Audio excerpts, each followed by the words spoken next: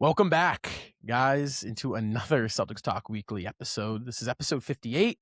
I'm your host, Robbie Hayte, and joined with me is my co-host, Justin Lowe. Guys, we got an exciting one. Obviously, a Celtics recap here. The Celtics catch wins against the Heat, the Bucks, the Raptors in last week's little three-game affair. Justin, we're talking Neemias Queta and some big man talk. We're talking Jaylen Brown. We're talking the Ron Harper signing. And also we're talking a little bit of the Nikola, Vucevic, and Luca Garza situation we got going on and brewing in Boston as the playoffs approach. So, guys, buckle in, strap up. It's going to be a good one. And, again, welcome back to the podcast. I'm going to say this before we get rolling. If you're not already following us on our social medias, go do that right now. All the links will be in the description down below if you don't already know them.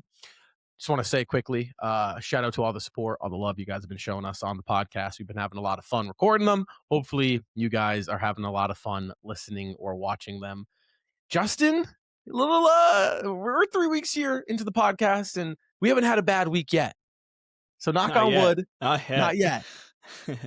But let's get right into it. Celtics, obviously, last week, picking up 3 dubs, starting on the road in Miami. This one was just a onslaught of Boston threes. I mean, 53 points in that first quarter, tied most for the second in NBA history. Jaylen Brown, Sam, I mean, they were ridiculous, Justin. You know, it feels like this one's pretty obvious what went right for the Celtics. But overall, your thoughts, Miami, you know, what do you got for us? Yeah, I mean, Miami went tooth and nail with the Celtics team. Celtics ended up pulling away. They kind of had it at that 30. I believe the largest score in that, the largest lead was Boston 27. So Celtics built that lead up pretty well.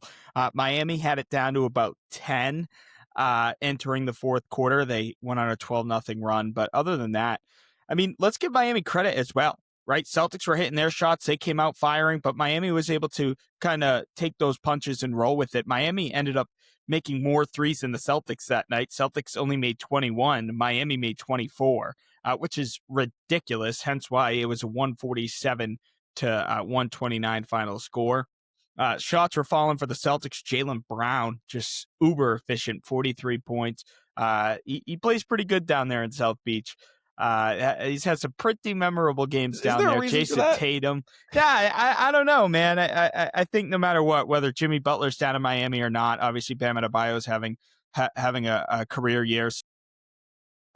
Any win against the Miami Heat, especially on national TV, this was one of those games that was flexed on to ESPN. So anytime you get a chance to go against Miami Heat and beat them on their home court, especially in the capacity in which you did so, you'll take it. And Jason Tatum, a triple-double in that game, 25, 18, and 11. Absolutely ridiculous. Sam Hauser, 23 points. His shooting was spectacular. I kind of talked that one into existence. He pulled his voodoo magic on that one. I seem to be doing that recently, which is very good going into the playoffs. So hopefully I could do that going into the playoffs. But jokes aside, one of the best offensive games, if not the best offensive games of the year for the Celtics. And it's against a team who you're more than likely going to see in the next couple of weeks. There's a good chance the Celtics could see Miami in the first round. So to be able to start off your week like that, Rob, is so special. And, you know, we talk about Jaylen Brown putting up the 43 points, which is terrific. And we'll get into him later on because he's been terrific all week long and the NBA's awarded him for it. But Jason Tatum coming in, it's not the 25 points to me. So it was 18 rebounds. To be able to go in there and rebound the basketball amidst all the other big bodies, that's both a physical thing and a mental thing. And he's doing that. He's turned into, I mentioned it last week during the podcast, he's turned into this team's best rebounder. And that's off of an Achilles tear, Rob. That's special. Yeah. That is special. It is special. I mean, that Miami game showed me a couple things. One, it showed me just how hot this team can get from behind the arc. I mean, you add Tatum and you got Brown the way playing like he is. It opens the game up for everyone else. I think that's kind of the reason why you're starting to see more success out of Pritchard and Hauser as of late. That hasn't been the case for the past 10 games, but for the last 3 games, you're getting that out of Hauser. Neemias Queta, we're going to jump into him later. Just everybody, you're seeing all these role players step up into a bigger role and are playing much better. It made me feel a lot more comfortable in a first round matchup against Miami.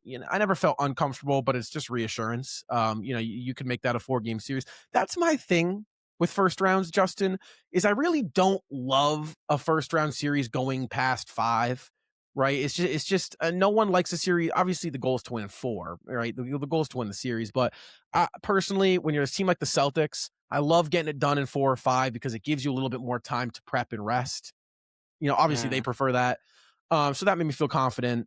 And it was just an honest, it was just a great analytics and analysis aside, it was just a fun one to watch. Like I just really Yeah. enjoyed watching that game. Which we kind of needed that a little bit. And I wouldn't say it was like a must win, but coming off that Atlanta game, obviously it was, a couple guys sat out for the Celtics in that Hawks game, but Celtics really let that game slip away. They were tied up at the half and they let that game slip away in Atlanta. So that was a really reassuring win for the Celtics in the middle of a road trip. I mean, they still had to go down into Milwaukee. Right. Which we'll talk about. And just one more thing. That Atlanta game, last podcast we recorded the last podcast right after the Atlanta game. We talked about it briefly. There wasn't really a whole lot to look at, but one thing we did mention was Jaylen Brown was pretty terrible in that game. A lot of turnovers, poor shooting. Brown had talk about bounce back. 43 points following, 29 points on 29 shots in Atlanta, 9 of 29. So to see Brown bounce back like that, you love to see that type of stuff. Fast forward to Milwaukee on Friday. Boston picks up the win there. Celtics score 43 points in that first quarter. So that for last two games, right? 96 first quarter points, Justin. That is the most in a 2-game stretch in NBA history. 155 first half points between the 2 games. Pretty impressive stuff. Pretty impressive ridiculous. Stuff. You're putting up almost 100 points in the in 2 first quarters and 150 plus points in back-to-back first halves. I don't care who that's against. I don't care who's in and who's out. That is impressive. And that's what the Celtics have been able to do. They've been able to keep on impressing people and they keep their foot on the gas pedal. Notice this. Anytime the Celtics on this road trip, they've really stuck it to these teams. Charlotte, they stuck it to Charlotte. They withheld a LaMelo Ball run to begin the fourth quarter. The Celtics gave up a 12-0 run to end the third quarter against Miami. And what did they do? They took a 10-point lead and they pushed it to 18 before the game's end. In Milwaukee, they came out firing and they take a halftime lead and they never looked back. They ended up going from, up 15 to they win by 32. So it's super important that the Celtics have been able to come out firing. And that's been a thing of mine for a little bit, maybe since the All-Star break. And maybe it's because after the All-Star break, you start to tense up a little bit and because the playoffs are around the corner. So the things you were lenient on in December and January, you're not so lenient on come, March and April. And the Celtics coming out slow has been a thing, and I'm really glad, specifically during this road trip, especially because you're going to see a few of those guys step up against these teams. So I think with that road trip, it was really good, specifically in that Milwaukee game, that the Celtics were able to do that. 155 points in 2 first halves, Rob. That's ridiculous. That is ridiculous. It is ridiculous. I mean, for me, the Bucks game is a nothing game, like in the grand scheme of things. I mean, because we're at the point of the season where, like, really what you're looking for for the Celtics to stack wins to lock in the 2 seed, right? And you're looking for the matchups against the potential playoff teams. How do we look? How can we, from a coaching standpoint, how can Joe grasp any advantages to bring into the postseason? Before the Bucks game started, I was back for the holidays for the Easter. And I was with my dad, and I literally said, okay, this should be a game we win by 40. Largest lead of the night for the Celtics was, 35, if not mistaken? Yeah. I think that was a wire to wire. Yeah. So, I mean, Boston did exactly what they needed to do against Milwaukee. I think what's been so impressive with this Celtics team is that they're not shooting themselves in the foot, and championship teams don't do that. And I think that's important. I think, metaphorically, I do think they're shooting themselves in the foot a little bit. Okay. Physically, I think in terms of literal shots. I think the Celtics are executing okay. They're not forcing shots as much as they were in the beginning of the year. Where they start to shoot themselves in the foot is when they're turning the ball over, and that's been a problem Yes, recently. Like it if has. we're gonna kind of hone in on something, it's gonna be the turnovers going into the postseason. Like, these next 4 games, Celtics, I would hope that they can keep the turnover count low, especially the live ball turnovers. That kills us. Um, that would probably be my only thing though, Rob, is Yeah, is the but that's a big turnovers. thing. I mean, to be for the turnover and this brings us to the Toronto game, if we're gonna talk about turnovers. The Toronto game was Mm, pretty sloppy. I was there in yeah. person, and we had a tough time in that first half really generating a fluent offense. It opened up a little bit more in the third quarter into the fourth quarter where we eventually ran away with it. I'm with you. The turnovers have been present and a little it's like a pain. It's like a little a hitch. You like when you get that little hitch in your neck, it's been a pain for this team. The thing with them is they haven't necessarily, this is going to sound weird, but it feels like from a defensive standpoint, they've been so solid that they're able to stay afloat off the turnovers because they're defending so well. So obviously you never want to see Mm, the turnovers, but where I can give them props is at least they're not turning the ball over and they're letting their offensive game affect what they're doing on the defensive end of the floor. So if were to pull a positive out of a negative, it'd be that. But I am with you. I mean, I don't mm, have the direct numbers. I can get them right now. But for the turnovers last night against Toronto, let me get them real quick. I have them right here. For Boston, it was 15. I mean, 5 mm. from Brown, 5 from Tatum, 2 from Vooch. Yeah, that's the rough part of it, where when 10 of them are coming from your 2-star players. But sometimes that could be expected a little bit. But I Right. mean, this is a team that's known for taking care of the basketball. This has just been a kind of a weird stretch recently, these last couple weeks, where it's like if we were to nitpick anything of what the Celtics have done, 8 winners of 8 of their last 10 games. If there's anything that you could really say, like, "Ooh, I don't love this," it would probably be the turnovers, the double-digit turnovers, and you were keeping track of that a couple weeks ago, specifically in that Phoenix game. That Golden State game had some turnovers as well, and I said it earlier, you can get away with that against you can get away with that against teams like the Grizzlies and the Wizards and even the Warriors. But like when you're playing a team like Oklahoma City or even New York that we're going to face later in the week, you're not going to get away with that, especially in a 7-game playoff series. So if that's something that the Celtics could clean up before the playoffs, that's going to be really good. Also, to make a negative, turn a little bit of a negative into a positive, along with your point, Rob. This game that so tonight's game against Charlotte, um, you'll be listening to this on Tuesday. So tonight's game against Charlotte is only the technically third game all year that the Celtics have been fully healthy. That March 6th game against Dallas when Vooch went out in the second half. 2 days ago against the Toronto Raptors, and then tonight against Charlotte. So Celtics haven't been all that healthy. It's going to take a little bit to acclimate these guys together, especially Nikola Vucevic coming off of an injury. He's been out the last month. They got 4 games to figure it out. They do. I will say there's a trend with the turnovers. The way Mm, Boston's offense is operating right now, I mean, Brown and Tatum really are the primary ball handlers. If they're not turning the ball over, the team's not turning the ball over. Um, you saw heavy turnover games recently against Toronto on Sunday night, and you saw them against Atlanta. Obviously, Tatum there, but the trend there is those bigger athletic wings that are defensive minded. I mean, you got Barrett, you got Barnes, you got Ingram, all three mm. big wings in that starting lineup for Toronto. So I do see a trend there where there's a little like a curve here where Brown and Tatum are reacclimating, to how to run the offense and all that stuff. I don't know about you. I wouldn't say it's concerningly bad yet. I mean, there's only 4 games left, so I don't think it can get there. I mean, But I like, mean, you're winning games. yeah, I'm Like not it'd be concerned different about if it we were going into losing. April. No, it'd be a little bit different if we were losing games, and we're really not losing games. So that's the thing. I think it's just like and I said this to you earlier. Like the Celtics are practically, maybe not mathematically, but all hell will have to break loose for the Celtics with 4 games left to lose that 2 seed. So Celtics are pretty much locked into that 2 seed. New York's more worried about losing that 3 seed and falling down to the 4 seed because as we speak, Cleveland is only a game back with Well, 4 it doesn't games to look go. like Cleveland wants it. It doesn't look No, like Cleveland wants but that 3 seed. Cleveland sat out a bunch of guys against the Indiana Pacers, and they went down, and the Cavs ended up coming back to win. Yeah. Which I agree with you. You know, if you think you're going to compete for a title, you don't do that. You don't run from anybody. No, you don't.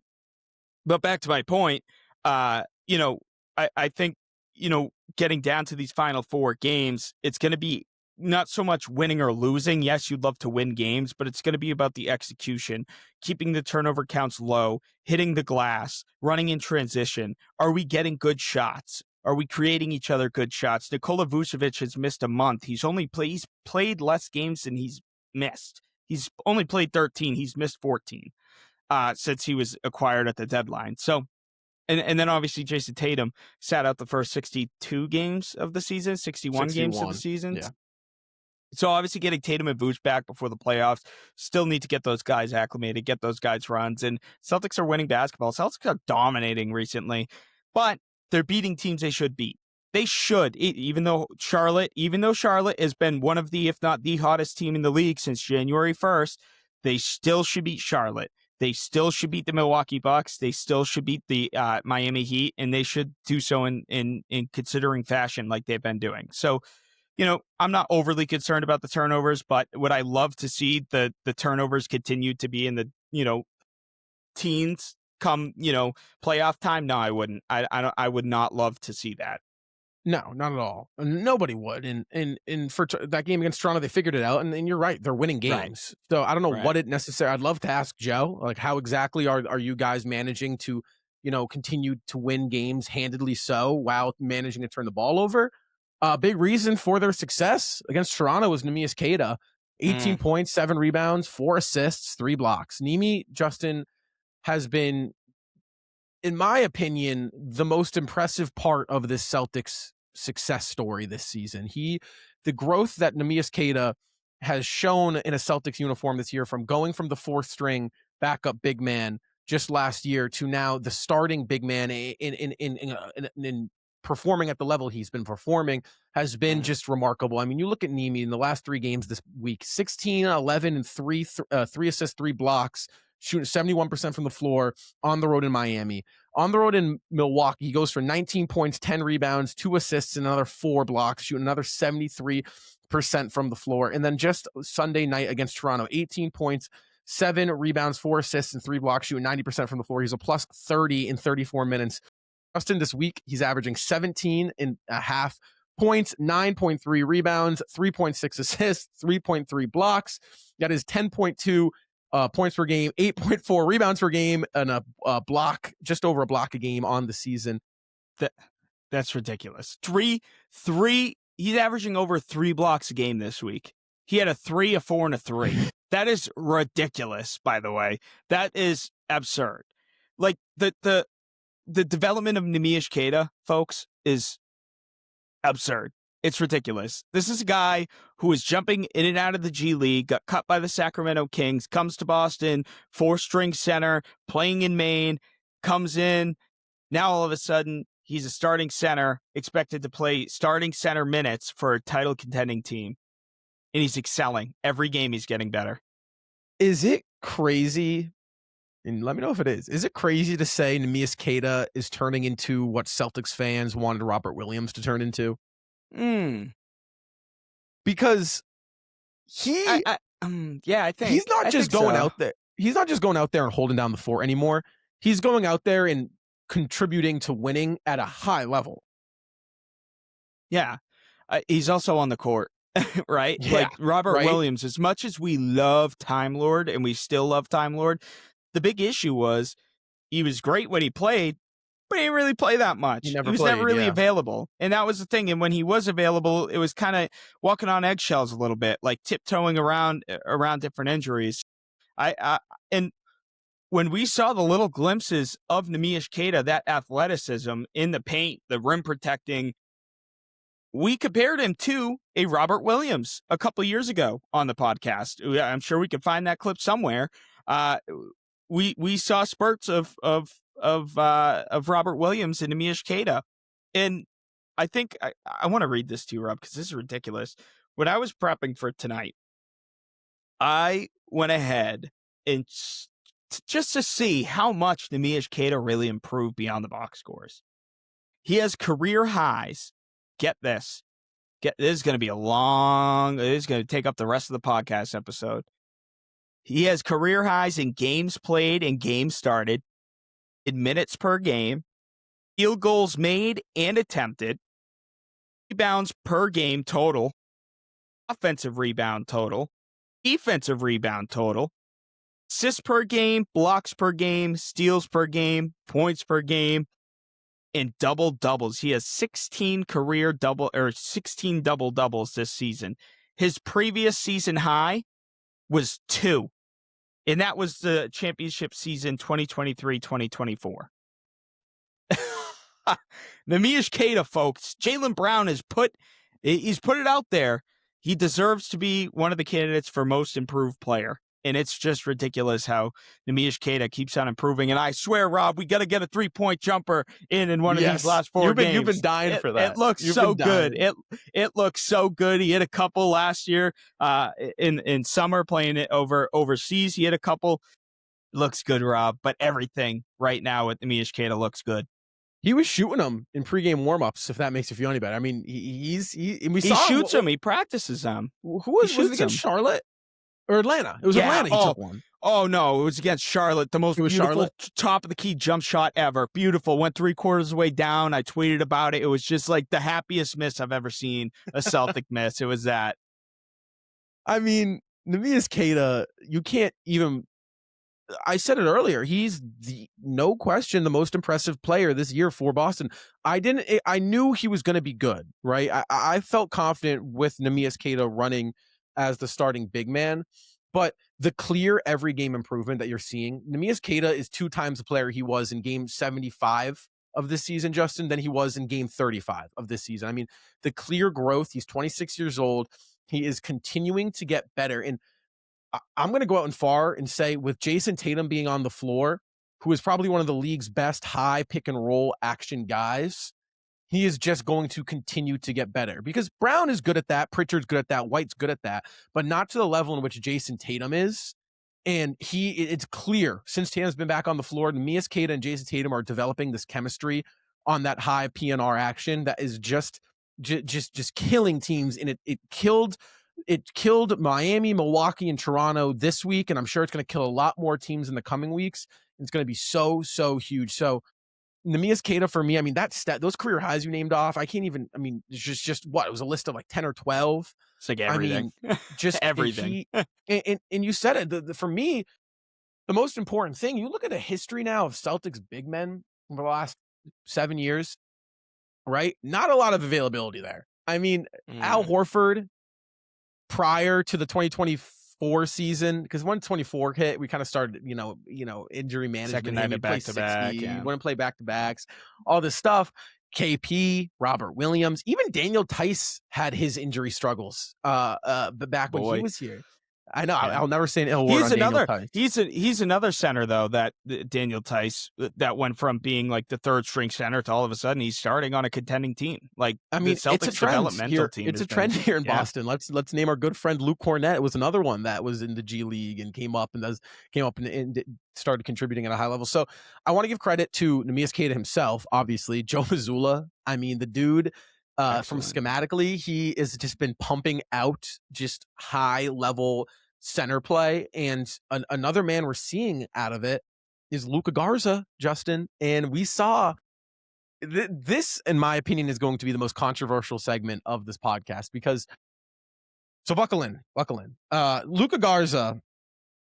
Let's backtrack. Nikola Vucevic, right? He goes down with that broken finger on the March 6th game. Jason Tatum's return game against Dallas at home, and Luca Garza gets called upon, and Luca was pretty solid since that March 6th injury from Nikola Vucevic. Luca Garza was averaging 17 minutes per game, scoring 9.5 points per game, 3.6 rebounds on 60, 45, 80 splits. He had 22 points at Memphis. He had 20 points at Atlanta, 15 points versus at home at Golden State. Justin, I've been seeing this on social media now. Should Boston go in the direction of Nikola Vucevic or Luca Garza in the postseason? My boy Joe Mazzulla needs to find a way to do both. And I think that's very capable. I think that's very possible. I also think with the three centers the Celtics have, I think they're way more expendable than we might give them credit for. First and foremost, with Nikola Vucevic, I talked about it earlier. Give him a little bit of time. Give him a little bit of time. I know there's not much time left, but give him that time. Okay? Nikola Vucevic is a walking double-double on any given night. Any given night. He only played 13 minutes in his return against Toronto. He's going to ramp up the minutes, I'm assuming, during these last 4 games. We'll see him. And that guy's a walking double-double. Maybe he's not the best defensively, but he's a big body president. He's a big body presence under the rim. And that's big when you need a defensive rebound or even an offensive rebound. And his offensive game is awesome. I'm excited to see that develop with Jason Tatum as well. And then with Luca Garza, he gives you that playoff intensity. I mean, this guy hits a decel and he's screaming in the face of the defender, right? Like he's just like he could play the pick and pop game, he could play the pick and roll game, he could play the short drop. Like it is the Celtics centers this year are excelling all expectations that we could have ever imagined, from Neemias Queta even down to Amari Williams. Like we talk about it all the time, right? I think there's a way that the Celtics could incorporate both in, I guess, technically all 3 centers. And I would hate to see, here's how I'll put it, okay? I think you got to go Vooch, but I would hate to see that sponge up all of Luca Garza's minutes. Here's another thing. You don't legally have to go 8 deep in the playoffs. It's just a tradition. They usually just cut them down. This Celtics team, we talked about it 2 weeks ago. You can go 12 deep in the playoffs with this team if you really, really needed to, right? So I think Luca Garza's just going to have to stay ready. And we've seen Luca Garza rack up the DNPs and all of a sudden come out and drop 20 points and he's blocking shots and he's hitting threes. Like this is his best year from 3, right? So I think the Celtics still need to stick with Vooch. I think they need to trust that. I mean, Vooch is 35 years old. He's been around the league for quite a while, and he knows what he's doing. Let's just give it just a little bit more time before we kind of, throw Vooch off the. Well, I'm right there with you. You kind of have to go Vooch with the playoffs. I will say this, the fact that we're even having this conversation right now is a luxury in itself. I was on record at the start, before the season started, of not just saying this was the worst big man core in the league. I thought this was going to be the worst core in the league, right? In terms of guards, wings, bigs. I thought this big man core was going to be a disaster. I was completely wrong on that. And my thing is, I agree. Got to give Vooch time. He really hasn't had a chance to acclimate. Again, you really only have you have 2 weeks until the playoffs start, right? Or Celtics' first game will either be the April 18th or April 19th of the first round. So again, you have about 12, 13 days before you start playoff basketball. I will say, if I'm Joe, I run it on a game-to-game scenario where Vooch isn't giving you what you want in the first half. I agree. You don't be afraid to go to Garza. If you need it, go to Garza. I mean, Oklahoma City and Indiana last year, the 2 teams in the finals, they went 11 deep through three rounds. It really wasn't until the finals where they started to kind of trim down their rotation. So I got full trust in this team to go 10 deep. 12, you're pushing it in the playoffs. Just with Harper and Ugo, I think Walsh, since the last podcast, last podcast? Yeah. I think Walsh has shown me a little bit more the past couple weeks, but in terms of Garza, it's tough because they're kind of identical. And the shame is you can't play them together because you essentially have, it's like Charizard in Charmander, right? Where it's like you got the, you know what I'm saying? Like the evolution. You haven't seen that meme? What is that? I So, don't even know what you're talking you know, about. are you do you know do you know any Pokemon or no? You got no Pokemon knowledge. You got no. Okay, so in Pokemon, you have like the base, which is the baby, and then you can evolve them into the middle, right? And then you can evolve them one more time, and it's like the fully formed evolution, like the boss, right? And in each Pokemon has it. You can evolve them three times or twice, and you get the boss. So it's like the way I'm seeing it is Garza's the middleman, and Vooch is like Charizard, or however you want to put it. Maybe it's a bad analogy. Just forget I even said anything. But they're very identical players, and I think that's the tough part with it, Justin. If you want to laugh at me, you can laugh. Go. You don't have to hold it back. Like my analogy that I used last year, where you have like the Power Rangers, where like each of them have their own skill, each of them have their own thing. That's But the it's tough kind of part. like Vucevic and Luca Garza can They're stretch like the floor both blue. offensively, and it's like they're both what? They're both like the blue Power Ranger. It's like we have two blue Power Rangers. What does he do? Yeah, I don't. I don't know exactly. It was just I'm speaking hypothetically here. I wasn't All saying right. they're actually the blue Power Ranger. Oh, okay. Well, what one would Queta be? We can give them. Okay. Is there a green one? You can be the green Power You know Ranger. if there's a green Power Ranger or not. Yes, no, you're the one that brought up Power Ranger. I'm the Pokemon man.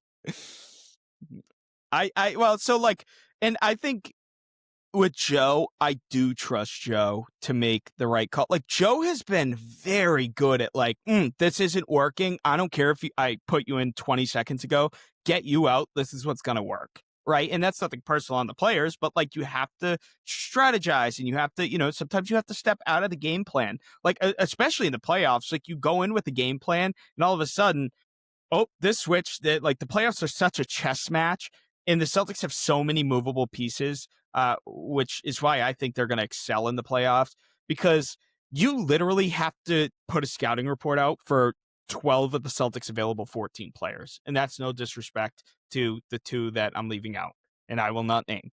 But like, you know who you are. Sanjay and Shoga. That is like, but it's the truth. Like, and the Celtics team, you don't know who can go in there and who Joe throws in there any given night. You could see, like you say, you could see Ugo in there one night. You could see Luca in there one night. And all of a sudden, Vucevic isn't playing as many minutes and they prepared for Vuce. So I don't know, Rob. I think I trust Joe to make the right decision. I just hope Luca Garza isn't completely cut out of the rotation forever. I do. I hope that's not the case. I think that the last 4 games, or at least 2 of them, personally, if I'm Joe, the Charlotte game and the New York game are full-blown playoff rotations. Yes. And then the last 2 are, okay, main Celtics. Guys in and out of the lineup. Yeah, right. Yeah. That's where Max and Tanjay will those will be their games. So yeah. You got someone else to add? Well, I was going to say game 82 Peyton Pritchard's ridiculous. Like look up his stats. Is that still game 82 Pritchard? Is he game past the game 82 playing? Like is Pritchard in the status where you don't play him in game 82? He plays during garbage time. He does. I think he just likes to be out there. Yeah, it tells Joe. No, I'm saying. I swear. No, I will not be coming out. Yeah, guy just loves being out there.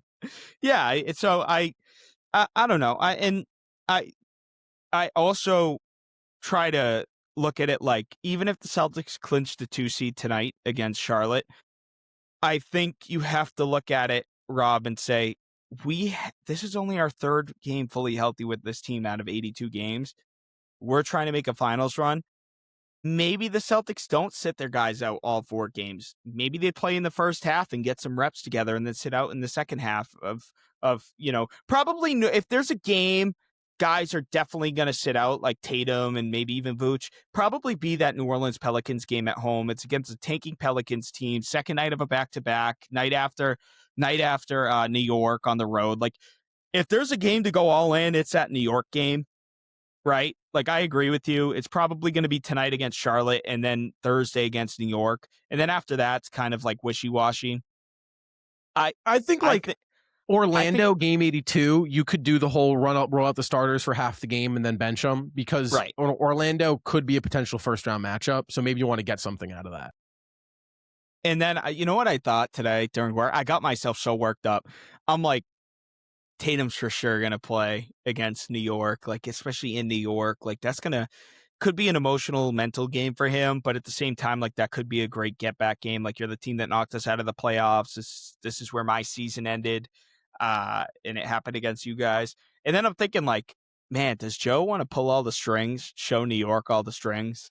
Like, imagine Jason Tatum DNP Thursday, but they can. It's an Amazon game. No way they do that, right? Do you remember in 2023 there was a game against Philly at the end of the year, and Joe rolled out? They didn't play any defense on Embiid, like none. They were just like, we're not showing them. And they asked him post game, like, what's up with what Joel had? Like, I think he had like 53.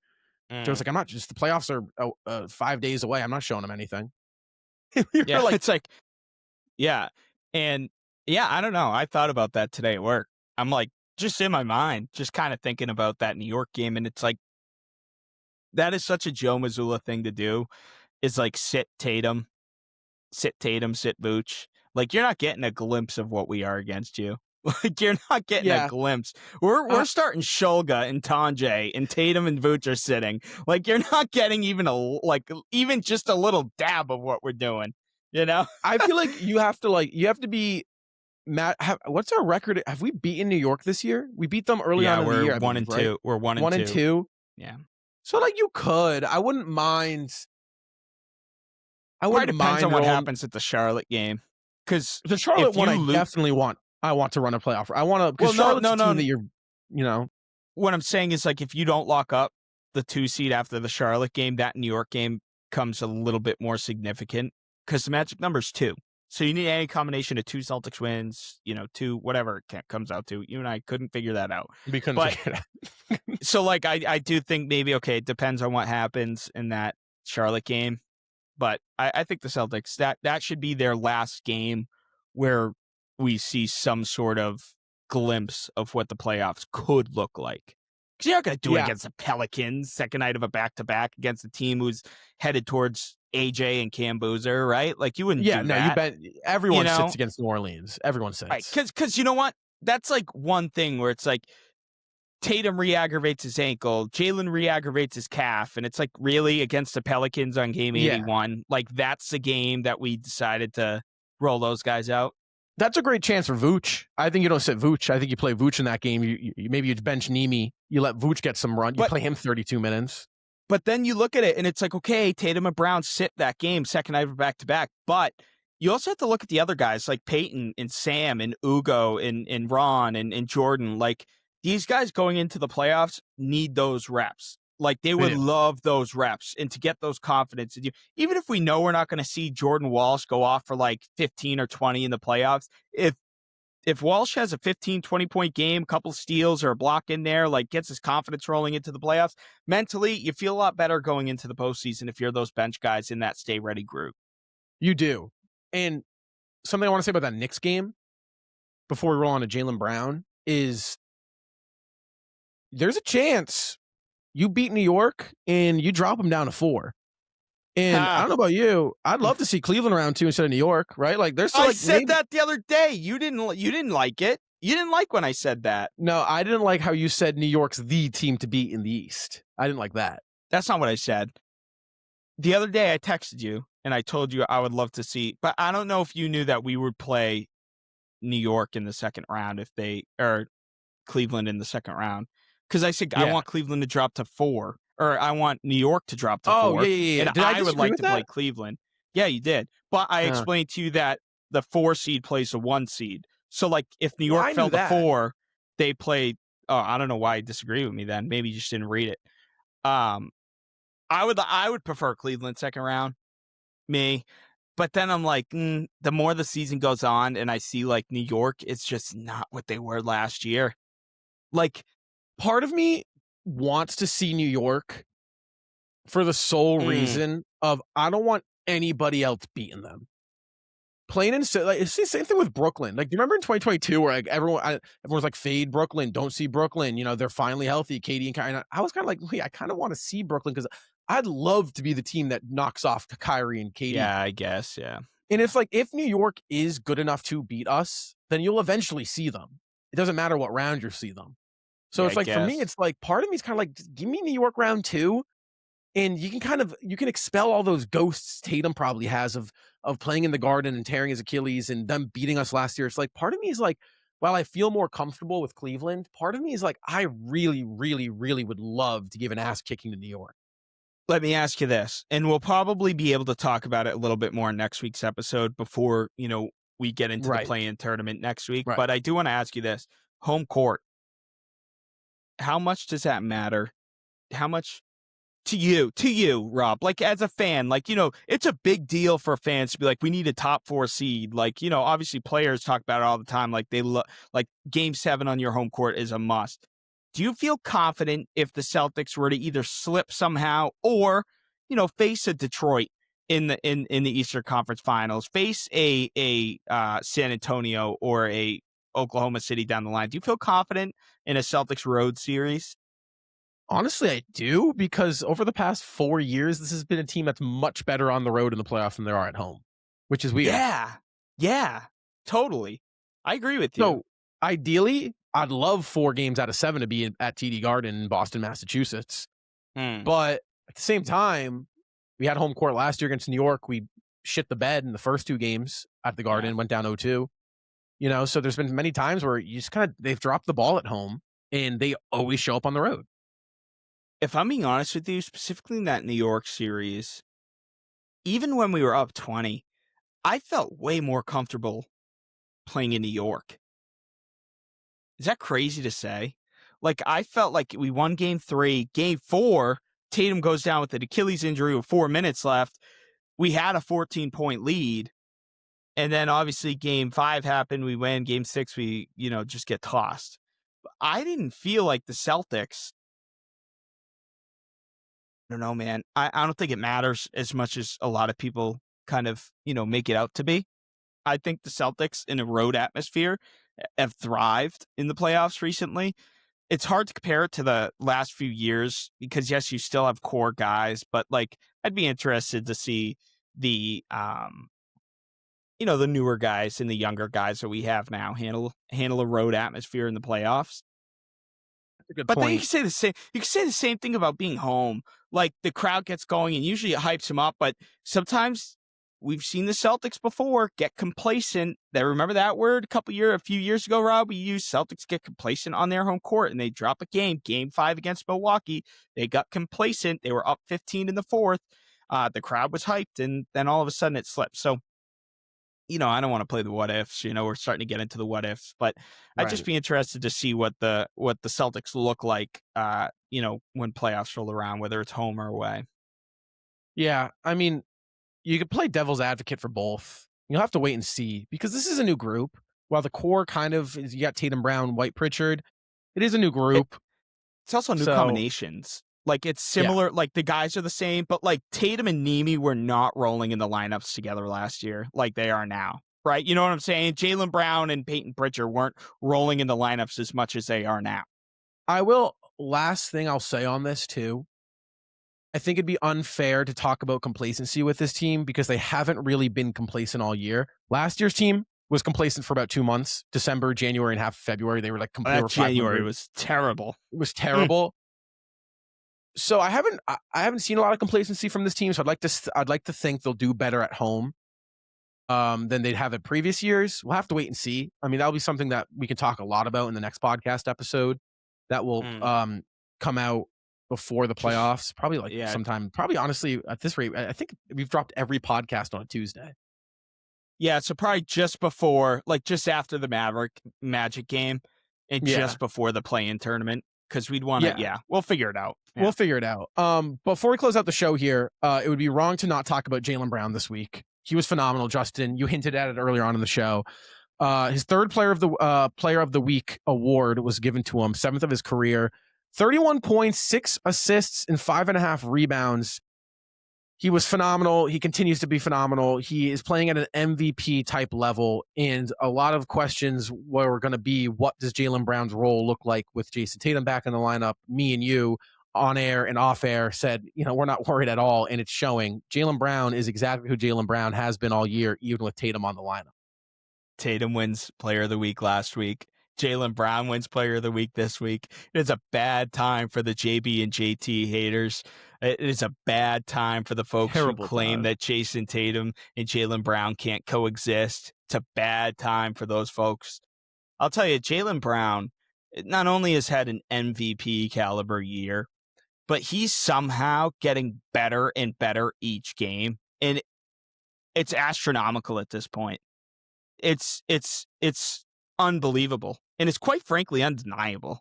You can hate the Celtics. You can be a Celtic hater and all that and rage bait all you want, but there's no denial in the facts. And the proof is in the pudding right now with Jaylen Brown. And what's incredibly refreshing about Jaylen Brown is how unselfish this guy is. He's in the middle of an MVP race right now, playing like an MVP, dropping 43 against Miami, averaging 31 points last week in the NBA, leading them to a 3-1 record.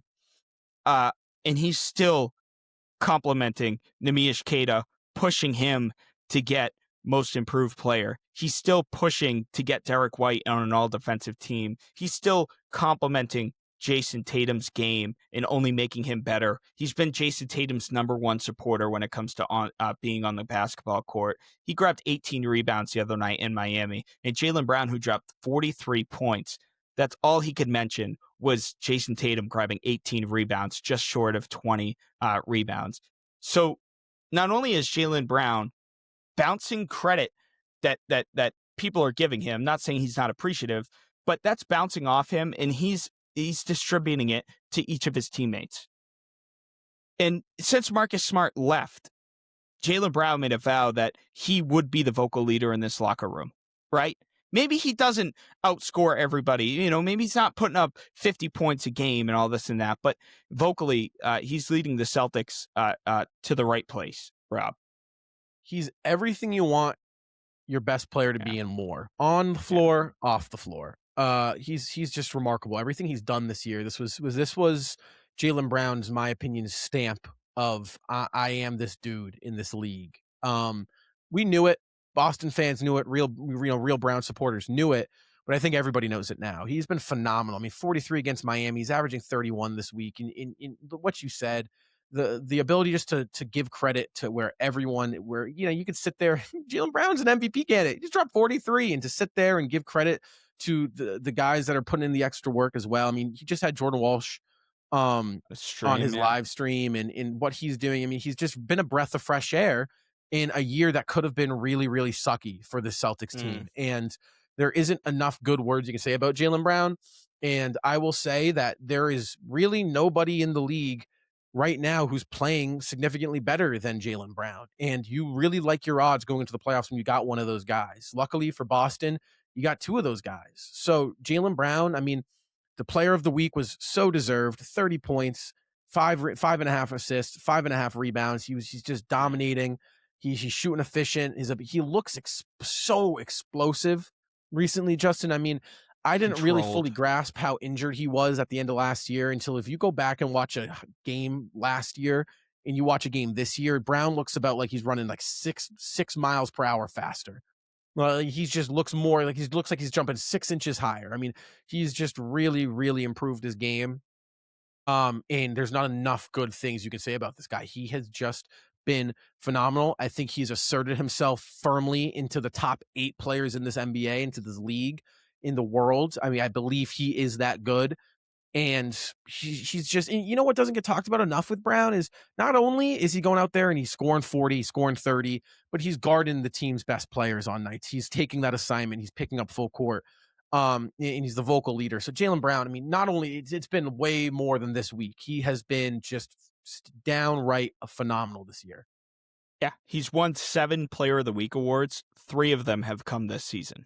So, a top 5 MVP candidate, and this is 2 years after winning Finals MVP, Eastern Conference Finals MVP. It's the list goes on with Jaylen Brown, and just super impressed. And he's I sit there and I watch Jason Tatum and Jaylen Brown, and I think of when my papa would talk to me about John Havlicek and Bill Russell and Tommy Heinsohn, and I can't help but, and then I'm seeing all these graphics about Jason Tatum and Jaylen Brown individually and as a duo in Celtic history. I mean, nightly they're breaking records, Celtic franchise history records. One of the most, if not the most historic franchise in all of sports records, they're breaking on a nightly basis. They're both in the top what, 13 in scoring of all time. I Yeah, think they're like top 10. it's just astronomical. And we get to watch this on a nightly basis. And I try to live in the moment. I really do try to live in the moment and try to enjoy it, because 40, 50 years from now, when I have grandkids and I'm telling them about the greatness of Jason and Jaylen Brown, I hope they're watching their favorite duo on the Celtics play and comparing them to Jaylen Brown and Jason Tatum, just like I used to listen to my papa talk about Bill Russell, John Havlicek, Bob Cousy, and of course, Tommy Heinsohn. Brown and Tatum have an opportunity this playoff to insert themselves, in my opinion, to some of the league's best duos we've ever seen. If they go to another finals and they win, Justin, they will have been to 3 finals, will have 2 rings, all before the age of 30. Yeah. And when you look at all-time duos, Shaq and Kobe won 3, LeBron and Wade won 2. Magic and Kareem, obviously, they won 5. Jordan and Pippen won 6. But, like, all the greats have won at least 2 together, been to at least 3. You got to get to another one, but they're still just descending in their careers. So they have an opportunity, and I think they know it, but they have an opportunity here this postseason to officially have, and this is going to sound nuts, but the same way in which LeBron held a chokehold over the Eastern Conference from 2012 to 2018, really 2011, Jason Tatum and Jaylen Brown have that opportunity to do that and assert themselves with that this year. If they come out of the East this year out of all years, and you're an Eastern Conference exec, or you're a coach, or you're a player in the East, you got to sit there and think, well, how the hell are we supposed to knock these guys off next year? Just get rid of Brad Stevens. Kidnap Brad. You ever seen Celtic Pride when they kidnapped the Utah Jazz player? Kidnap Brad Stevens, right? Like, I mean, this is, you hear Dallas trying to pry him away, Utah trying to pry him away. There's reports on college basketball teams trying to pry him away and be their head coach. Like, I don't want to compare them. This is ridiculous. I'm not going to say it. Because I will get. Yeah. Like, yeah, you can't. No. Listen, not nearly as successful as Red, but he is as close to Red. I can't say that because Danny Ainge was after Red, and Danny Ainge, like, I don't know. Let's just not compare him to Red. Everybody, shut up. Well, Brad Stevens has been one of the most successful GMs in Celtics franchise history, most successful presidents in Celtics franchise history, next to Red Arrow. He hasn't really made the only bad move he's ever made is letting Luke Cornett walk. And really, right now, I don't even know if you can say that's a bad move, because you got Luca Garza and Neemias Queta playing the way they are. I just don't know if the Celtics were going to offer Luke Cornett $51 million. They weren't. And that's the thing. I don't know. It's been reported. And I just don't know if you let Luke Cornett walk. If I saw $51 million and I'm a backup center, I'm walking too. Yeah. The Celtics financially, and like, hold on. We talked about it earlier, like the whole salary tax thing, and the Celtics can actually do something in free agency this year. The Celtics can actually make deals this year without having to worry about, what they take on as much as they did last year. Like, I don't know, man, like Brad Stevens, I'm not saying historically is Red Auerbach, but like he might be as close to Red Auerbach as we will ever see. Ever. Pretty damn good. I know that. He's pretty damn good. I would say that. I'm not saying he's better than Red. I'm not saying he's at Red's level. I'm just saying that if you and I lived 100 more years, I don't think we'd see a better president than Brad Stevens. I don't think it's crazy to say that. I really don't. He's been that good, and the Celtics have an opportunity to do something very special this year. Do you think that this would be the most impressive win ever, like championship wise ever, not just franchise? Because Chris Mannix of Sports Illustrated thinks this would be the greatest finals win ever. Here's my take on it. I think in a vacuum, over the course of 82 games in a playoff run, it would be the most impressive single season ever. Yes, I think you look at Dirk and what he did with Dallas. I think in a postseason run, who he beat, I don't know if you'll ever be able to see that much competition all in one run with not San having a lot. Antonio, yeah. Right? I mean, he knocked off a reigning champs, Kobe and Powell, and then knocked off Russ, KD, and Harden, and then knocked off Bosh, Wade, and Spurs, Braun. Like, yeah, I it's mean, just ridiculous. everything. Yeah. That was ridiculous. But to lose your All NBA first team player to a torn Achilles, to lose 4 of your 5 key Top contributors 6, to a yeah. championship team, to gut your roster clean and bring in G League players, to really go into the year with nothing, to be projected 41.5 wins, to be where you're at now is just simply amazing, and we've never seen it before. These circumstances, and then to not only get your all NBA first team player back after rupturing his Achilles, just 298 days after. I mean, you talk about from a Celtics standpoint, that'd be impressive. If Tatum can go out there and somehow win finals MVP, it would be the most impressive single individual award any player has won in the sport of basketball. And it would just be ridiculous. And the Celtics have a chance to write history here, Justin. And it's very exciting. Yeah, it's incredible. I mean, this is a team that earlier in the year, I mean, they lost 7 of their first 13 games. And we're sitting here saying, man, the sports books might be right. They were the worst rebounding team in the association. Now they're one of the best, if not the best, rebounding team in the association. One of the greatest offenses of all time. Can you believe that, Rob? 2 years ago, we were saying the Celtics are the greatest offense of all time. And now, which feels like, no offense, lesser talent, like no Drew, no Al, no KP, no Luke Cornett, no, and it's jarring. You said it. It is absolutely jarring. And each game, this team is starting to gel more and more. And you got 4 games left, Rob. And by the time we're back here on these microphones, we're talking about playoffs, which is our favorite time of the year. It's not only great for us in the city, but also, this around the time the podcast was birthed, 5 years ago. So pretty exciting time around here. It is a very exciting time. And again, the Celtics have a chance to do something very special. They got 3 games left four games left in this regular season. Starting off with tonight when you're listening to this, Charlotte, New York, New Orleans, and then Orlando. And then after that Orlando game, we will have you guys for the last regular season podcast entering the playoffs. And again, guys, thank you so much for listening in to this episode 58 of the Celtics Talk Weekly podcast, our 3rd episode back. Again, guys, if you're not already following us on our social medias, go do that right now. All the links will be down below. And again, we really hope you guys are enjoying these, watching and listening to these podcasts as much as we're recording them. And guys, as always, until next time, go Celtics.